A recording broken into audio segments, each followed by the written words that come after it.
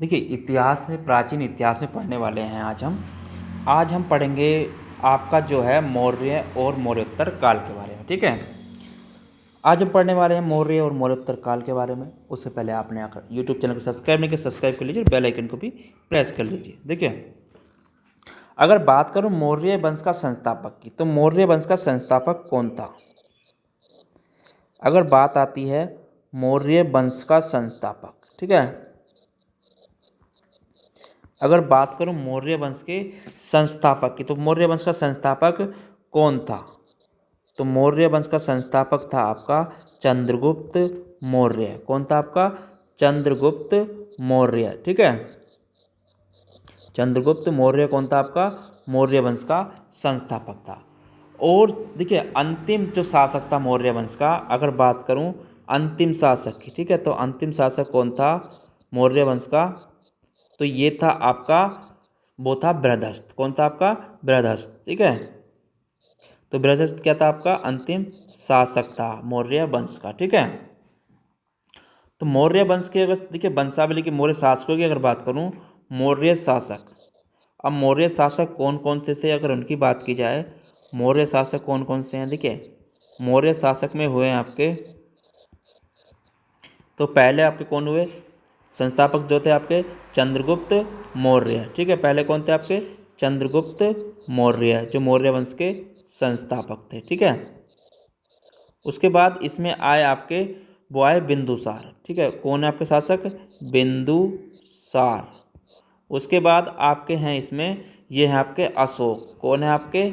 अशोक। ठीक है, उसके बाद हैं आपके दशरथ। कौन है आपके?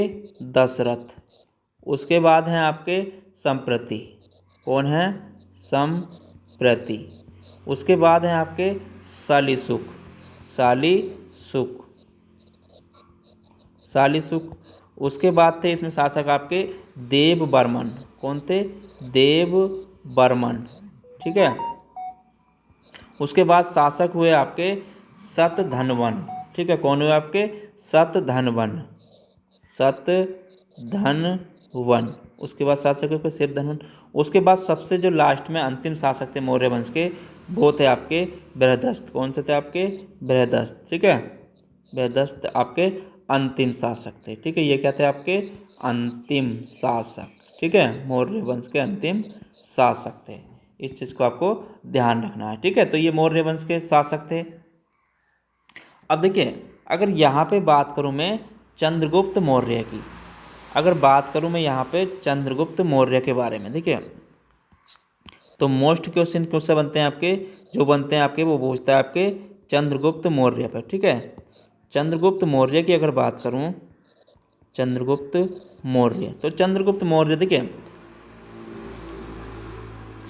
इन्होंने, देखिए इनके बारे में अगर बात करूं चंद्रगुप्त मौर्य की, तो इन्होंने देखिए अंतिम दिनों में, अपने जो अंतिम दिन थे, इनकी जीवन की घटना बताऊं तो आपको, अंतिम दिनों में इन्होंने, अंतिम दिनों में, ठीक है, अंतिम दिनों में जैन भिक्षु भद्रबाहु का शिष्य ग्रहण किया था। ठीक है, कब किया था? अंतिम दिनों में जैन भद्रबाहु का, जैन भिक्षु,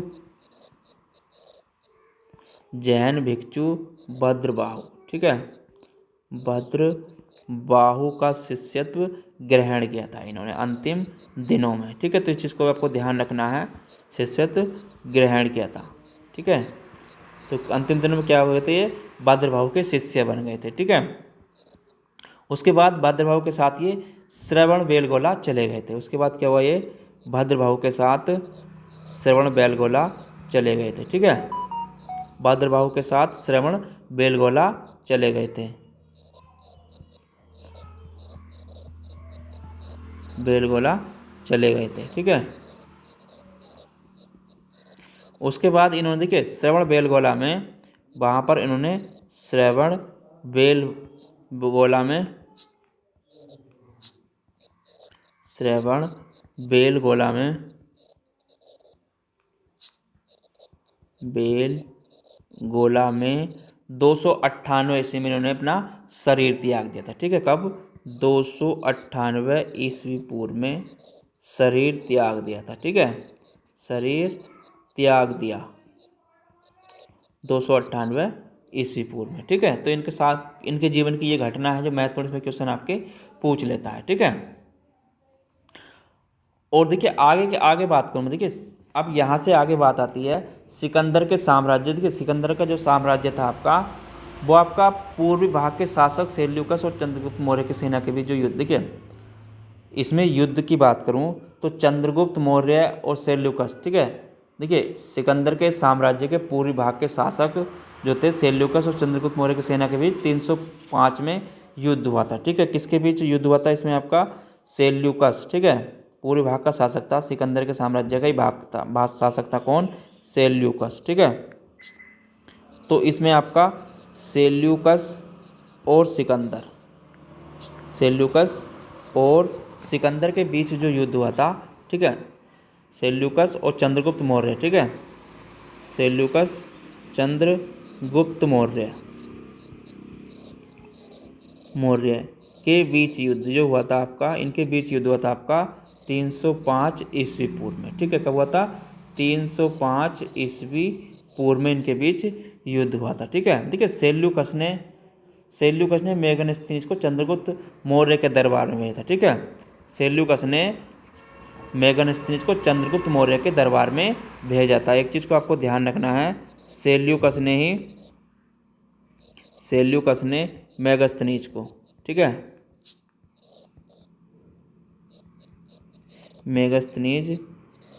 मेगनस्तीनिस को चंद्रगुप्त मौर्य के दरबार में भेजा था। किसने भेजा था, चंद्रगुप्त मौर्य के दरबार में सेल्यूकस ने। ठीक है, तो इस चीज़ का भी आपको ध्यान रखना है, इसमें क्वेश्चन पूछ लेता है कभी कभार। ठीक है, दरबार में भेजा था। और एक बताऊं, देखिए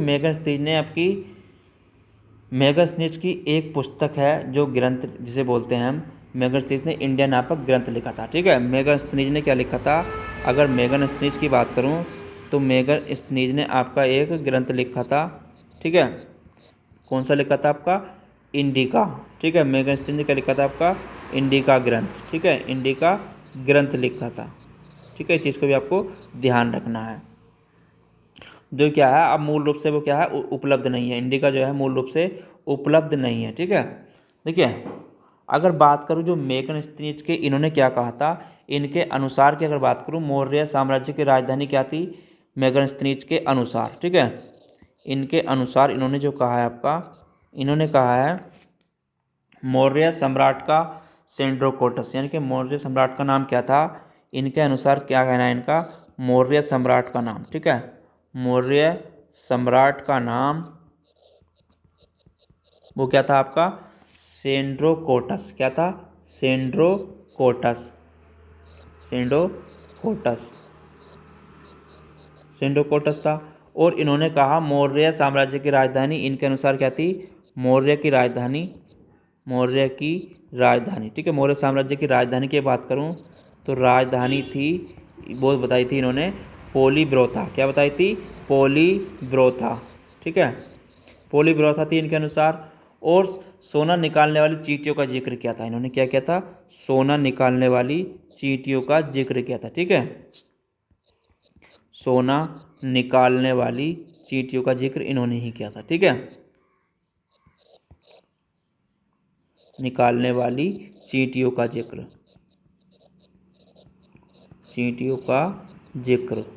ठीक है, और इनके अनुसार और क्या है, दास प्रथा नहीं थी। ठीक है, उनका क्या कहना था, दास प्रथा नहीं थी। ठीक है, दास प्रथा नहीं थी इनके अनुसार। और इन्होंने कहा लेखन कला का अभाव था। और क्या कहा इन्होंने, लेखन कला का अभाव था। ठीक है, लेखन कला का अभाव था। और इनके अनुसार भारत में अकाल नहीं पड़ता था। ठीक है, और इनका क्या कहना था, भारत में अकाल नहीं पड़ता था। ठीक है, और इनका कहना था भारत में अकाल नहीं पड़ता था। ठीक है, अकाल नहीं पड़ता था, तो इनका कहना था ये। देखिए अब यहाँ पर तो ये हो गया, मेगस्थनीज के अनुसार भारत में 7 प्रकार की जातियाँ थी। ठीक है, मेगस्थनीज ने क्या कहा था, मेगस्थनीज के अनुसार भारत में 7 प्रकार की जातियाँ थी। देखिए इन्होंने कहा था भारत में 7 प्रकार की जातियां हैं, यानी कि मेगन स्थिनीज के अनुसार भारत में 7 प्रकार की जातियां थी। ठीक है, मेगस्थनीज के अनुसार भारत में 7 प्रकार की जातियां थी। ठीक है, भारत में 7 प्रकार की जातियां थी। अब कौन कौन सी जातियां थी उनके बारे में बात। देखिए, यहाँ पे जो जातियां थी 7 प्रकार की, वो कौन कौन सी थी। एक तो थी इसमें आपकी, पहली थी आपकी दार्शनिक। क्या थी आपकी? दार्शनिक। ठीक है, दार्शनिक। दूसरी थी इसमें आपकी, वो थी कृषक। ठीक है, क्या थी? कृषक। तीसरी थी इसमें वो आपकी पशुपालक। क्या थी वो? पशुपालक। चौथी थी इसमें आपकी, वो थी कारीगर। क्या थी? कारीगर। ठीक है, पांचवी थी इसमें, वो थी आपकी योद्धा। छठी थी, वो थी आपकी निरीक्षक। ठीक है, क्या थी आपकी? निरीक्षक। सातवीं थी, वो थी आपकी सभासद। वो क्या थी आपकी? सभासद। यानी कि मेगन अनुसार भारत में 7 प्रकार की जातियां थी। ठीक है, तो ये 7 प्रकार की जातियां थी मेगन के अनुसार। ठीक है, तो ये 7 प्रकार की जातियां हो गई। देखिए, चंद्रगुप्त मौर्य का प्रधानमंत्री और उनका प्रधान पुरोहित कौटिल्य जो के ऊपर जो इन्होंने ग्रंथ लिखा था, कौटिल्य ने काय की रचना करी थी। ठीक है, जो चंद्रगुप्त मौर्य का प्रधानमंत्री था, प्रधान पुरोहित कौटिल्य था, जिसे बोलते हैं विष्णुगुप्त या चंद्रगुप्त। ठीक है, चंद्रगुप्त मौर्य था। कौटिल्य ने राज शासन के ऊपर प्रसिद्ध ग्रंथ काय, कौटिल्य ने काय की रचना करी थी आपकी? अर्थशास्त्र की। ठीक है, एक चीज़ को आपको ध्यान रखना है, कौटिल्य ने आपके प्रसिद्ध ग्रंथ अर्थशास्त्र की रचना करी थी। किसने करी थी? आपकी कौटिल्य ने। ठीक है,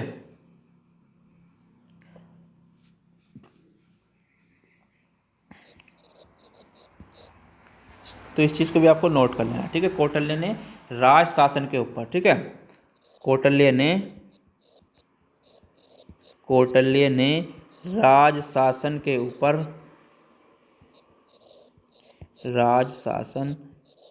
ऊपर प्रसिद्ध ग्रंथ अर्थशास्त्र की रचना करी थी। ठीक है, प्रसिद्ध ग्रंथ अर्थशास्त्र की रचना करी थी। तो इस चीज़ का भी आपको ध्यान रखना है। ठीक है, आगे बात आती है अर्थशास्त्र में राज्य के शासन के लिए सप्तांग सिद्धांत का जिक्र है। ठीक है, अर्थशास्त्र में राज्य शासन के सप्तांग सिद्धांत का जिक्र है। ठीक है, सप्तांग सिद्धांत है क्या? वो देखिए, जो अर्थशास्त्र पुस्तक थी, अर्थशास्त्र, ठीक है, अर्थशास्त्र में क्या था आपका? राज्य के शासन के लिए सप्तांग सिद्धांत का जिक्र है। क्या आपका? अर्थशास्त्र में आपका राज्य के शासन के लिए, ठीक है,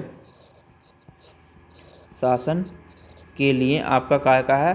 सप्तांग सिद्धांत का उसमें जिक्र है। क्या आपका? सप्तांग सिद्धांत। तो सप्तांग सिद्धांत है क्या, उसके बारे में बात कर लेते हैं कि सप्तांग सिद्धांत की अगर बात करूं तो इसमें देखिए, इसमें क्या था? इसमें दिया हुआ था राजा शीश के समान। क्या था आपका? इसमें जो दिया है इन्होंने, इसमें कहा है इन्होंने राजा शीश के समान। ठीक है, राजा शीश के समान, राजा शीश के समान, जो सप्तांग सिद्धांत है। ठीक है, दूसरा इन्होंने इसमें कहा, वो कहा अमत्य। क्या कहा? अमत्य। ठीक है, यानी कि अमत्य का मतलब होता है राज्य की आंखें। ठीक है, क्या कहा इन्होंने? राज्य की आंखें, राज्य की आंखें। और इसमें था आपका जनपद। ठीक है, क्या था आपका? जनपद। जनपद क्या था आपका? राज्य की जंगाहें। ठीक है, राज्य की जंगाहें। और इसमें था एक आपका, ये था आपका दुर्ग। ठीक है, क्या था आपका? दुर्ग, राज्य की भुजाएं। ठीक है, राज्य की भुजाएं। और था इसमें आपका कोष। क्या था आपका? कोष। कोष का मतलब था राज्य का मुख। क्या था आपका? राज्य का मुख। और इसमें एक था इसका, ये था आपका दंड। क्या था आपका? दंड। दंड का मतलब था राज्य का मस्तिष्क। ठीक है, राज्य का मस्तिष्क।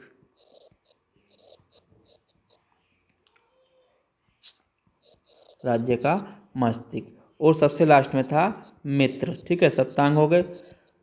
तो अर्थशास्त्र में जो सप्तांग सिद्धांत है, तो ये सारे आपके सप्तांग सिद्धांतों के। मित्र का मतलब था राजा का कान। ठीक है, राज्य का कान। ठीक है, तो ये सप्तांग सिद्धांत का मतलब ये था, यानी कि राजा, अमात्य, जनपद, दुर्ग, कोष, दंड, मित्र। ठीक है, तो उसका संबंध आपका इससे है। ठीक है, चलिए आगे बात करते हैं। देखिए, अब बिंदुसार ने सीरिया के शासक, इसमें देखिए जितने भी करा रहा हूँ केवल आपको मोस्ट ही मोस्ट करा रहा हूँ। ठीक है, देखिए बिंदुसार ने सीरिया के शासक एंटियोकस को 3 वस्तुएं, यानी कि मीठी मदिरा, सूखी अंजीर, एक दार्शनिक की मांग करी थी। एक चीज़ में नोट कर लें आप, बिंदुसार ने सीरिया के शासक थे। काय के? सीरिया के शासक। ठीक है, सीरिया के शासक एंटी एंटीयोकस से 3 वस्तुएं मांगी थी। ठीक है, एंटीयोकस से 3 वस्तुएं मांगी थी। एंटीयोकस एंटीयोकस से 3 वस्तुओं की मांग करी थी। ठीक है, 3 वस्तुओं की मांग करी थी। ठीक है, अब 3 वस्तुएं कौन कौन सी थी? एक तो थी इसमें आपकी, वो थी आपकी मीठी मदिरा। क्या थी आपकी? वो मीठी मदिरा। दूसरी थी इसमें, वो थी आपकी सूखी अंजीर। क्या थी? सूखी अंजीर। तीसरी थी, वो थी आपकी एक दार्शनिक की मांग। ठीक है, एक दार्शनिक। क्या मांग करी थी? एक दार्शनिक। तो ये उसने 3 मांग करी थी। किसने? बिंदुसार ने, सीरिया के शासक एंटियोकस से। ठीक है, तो इसमें क्वेश्चन पूछ लेता है, इस चीज़ को भी आपको ध्यान रखना है। ठीक है, देखिए उसके बाद इसमें बात कर लेता हूँ मैं अशोक की। अशोक, देखिए अशोक की अगर बात की जाए, अशोक के बारे में, तो अशोक का जो है आपका, देखिए अशोक का कब से कब तक का है, तो अशोक है आपका 273 से आपका 232 ईस्वी पूर्व तक। ठीक है, इसका, ठीक है, जब से जब तक का इनका वो है। ठीक है, तो इनका जीवन 273 से 232 ईस्वी पूर्व तक। ठीक है, देखिए अगर बात करूं इनकी माता का, ठीक है, अशोक की माता, तो माता कौन थी? इनकी माता थी शुभद्रांगी। कौन थी इनकी माता? शुभद्रांगी थी। ठीक है, इनकी माता कौन थी आपकी? शुभद्रांगी। ठीक है, शुभद्रांगी इनकी माता थी। पिता की बात करूं तो इनके पिता का नाम था बिंदुसार। कौन था? बिंदुसार। ठीक है, अगर बात करूं प्रचलित नाम क्या था इनका, देखिए प्रचलित नाम था इनका, प्रचलित नाम की अगर बात करूं तो प्रचलित नाम था इनका देवान प्रियदर्शी। ठीक है, देवान प्रियदर्शी, देवाना प्रियदर्शी। ठीक है, तो ये इनका नाम था। इनके राज्याभिषेक की बात करूं, अशोक का राज्याभिषेक कब हुआ था? ठीक है, तो राज्याभिषेक की बात करूं तो राज्याभिषेक हुआ था इनका 269 ईस्वी पूर्व में। ठीक है, कहाँ पर हुआ था? 269 ईस्वी पूर्व में। ठीक है, देखिए इनके अभिलेख की भाषा की बात करूं, अभिलेख भाषा की, ठीक है, अशोक की अभिलेख भाषा की अगर बात करूं, अभिलेख भाषा क्या थी? अशोक के अभिलेख भाषा थी आपकी प्राकृतक। क्या थी आपकी? प्राकृतक। ठीक है, देखिए अगर बात करूं अशोक के अभिलेख की लिपि की, अशोक के अभिलेख की लिपि की, ठीक है, अभिलेख लिपि की बात करूं तो अभिलेख की जो अभिलेख की लिपि थी वो थी आपकी ब्राही, खरोष्टी, अरमाई की यूनानी। ठीक है, क्या थी आपकी? ब्राही, ब्राही थी, और आपकी खरोष्टी थी, ब्राही, खरोष्टी, ब्राही, खरोष्टी, अरमाइक, अरमाइक और यूनानी। ठीक है, तो ये इनकी लिपि थी जो अभिलेख की। ठीक है, तो अशोक के अभिलेख की ये लिपियाँ थी। ठीक है, देखिए अशोक नाम का जो उल्लेख मिलता है वो किस अभिलेख में मिलता है। देखिए यहाँ पर अगर बात करूँ, जो अशोक नाम का उल्लेख कहाँ पर मिलता है। देखिए अशोक नाम का उल्लेख, ठीक है, अशोक नाम का उल्लेख, अशोक नाम का जो उल्लेख मिलता है वो मिलता है आपका मास्की, मास्की गुर्जरा, मार्सकी गुर्जरा, नेत्रु, नेतुर और आपका उदय गोलम अभिलेख में। कहाँ पर मिलता है? उदय गोलम अभिलेख में। ठीक है, तो इसमें इसका नाम अशोक मिलता है। ठीक है, गोलम अभिलेख में। ठीक है, तो इन अभिलेखों में मिलता है, उसका नाम अशोक मिलता है। ठीक है, इस चीज़ का भी आपको ध्यान रखना है। ठीक है, तो मास्की गुजरा नेतुर उदय गोलम में इसका नाम अशोक मिलता है। ठीक है, देखिए अशोक के अभिलेखा का जो विभाजन है, अगर बात करूं अभिलेखों की विभाजन की, तो अशोक के अभिलेखों का जो विभाजन किया गया है वो निम्न प्रकार किया गया है। ठीक है, अब कौन कौन से प्रकार, देखिए तो इसमें किस प्रकार किया गया है मैं आपको बता देता हूँ। देखिए यहाँ पर अगर बात करूँ मैं अशोक के अभिलेखों का विभाजन, ठीक है, काय की बात करूँ, अशोक के अभिलेखों का विभाजन। ठीक है, अशोक के अभिलेखों का विभाजन, अभिलेखों का विभाजन, तो अभिलेखों का विभाजन किया गया है वो क्या गया है, इसमें आपका पहला है शिलालेख। क्या है आपका? शिलालेख। ठीक है, शिलालेख। दूसरा है आपका स्तंभ लेख। ठीक है, पहला शिलालेख, दूसरा आपका स्तंभ लेख। क्या आपका? स्तंभ लेख। तीसरा है वो आपका है गुहा लेख। क्या आपका? गुहा लेख। ठीक है, तो तीन प्रकार किया गया। देखिए अब शिलालेख की अगर बात करूं तो शिलालेख में क्या क्या आपका दीर्घ शिलालेख। ठीक है, इसमें क्या आपका दीर्घ शिलालेख, दीर्घ शिलालेख की कुल संख्या कितनी है आपकी? 14 है। ठीक है, कुल संख्या की बात करूं तो दीर्घ शिलालेख की संख्या कुल कितनी है आपकी? 14 है। ठीक है, जिसमें से 10 स्थानों से प्राप्त हो चुके हैं। कितने हो सकते हैं? 10 जो हैं स्थानों से प्राप्त हो चुके हैं। ठीक है, 10 स्थानों से प्राप्त हो चुके हैं। ठीक है, 14 है लेकिन 10 स्थानों से प्राप्त हो चुके हैं। ठीक है, इसमें और दूसरा क्या है आपका लघु, एक तो हो गया दीर्घ शिलालेख और दूसरा इसमें आपका लघु शिलालेख। ठीक है, लघु शिलालेख ये हो गया। उसके बाद इसमें देखिए स्तंभ लेख की संख्या की बात करूं तो स्तंभ लेख की संख्या कितनी है? 7 है। ठीक है, स्तंभ लेख की संख्या कितनी है? 7 है। कितनी है? 7 है। एक है इसमें आपका, पहला है आपका लोरिया अर्राज। ठीक है, क्या आपका? लोरिया अर्राज।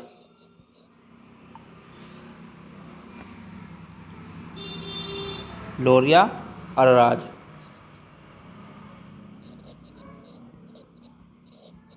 दूसरा है, यह है आपका लोरिया नंदनगढ़। क्या आपका?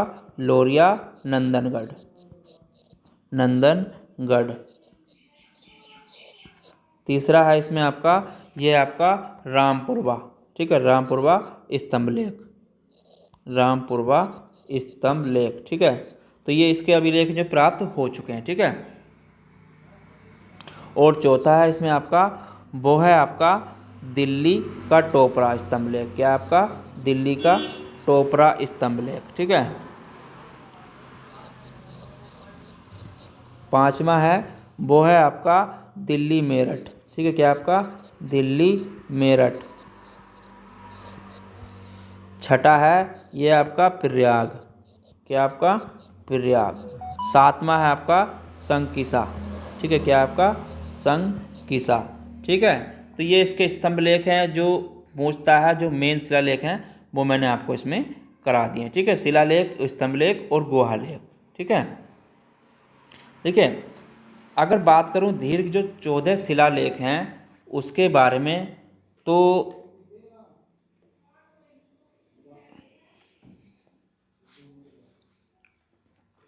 तो कितने हैं? 14 हैं। ठीक है, तो 14 के 14 मैंने आपको 14 जो शिलालेख देखिए, 14 शिलालेख जो प्राप्त हुए हैं वो भी बता दूंगा, और जो 13 शिलालेख में वर्णित 5 यवन राजा हैं वो भी मैं आपको आगे कराऊंगा। ठीक है, तो इसमें मैं आपको अशोक के सारे शिलालेख आगे कराने वाला हूँ। ठीक है, तो आज के टॉपिक को मैं यहीं पर समाप्त करता हूँ। और देखिए, जितना भी करा रहा हूँ सब आपके लिए मोस्ट टॉपिक वाइज में आपको इसमें से मोस्ट इंपॉर्टेंट क्वेश्चन ही करा रहा हूँ। ठीक है, तो आप इसको नोट करते चलें। और आज के टॉपिक में इतना ही, फिर मिलेंगे कल एक नए टॉपिक के साथ। जब तक के लिए धन्यवाद। अगर आप चैनल पर नए हैं तो चैनल को लाइक से सब्सक्राइब जरूर कर लें।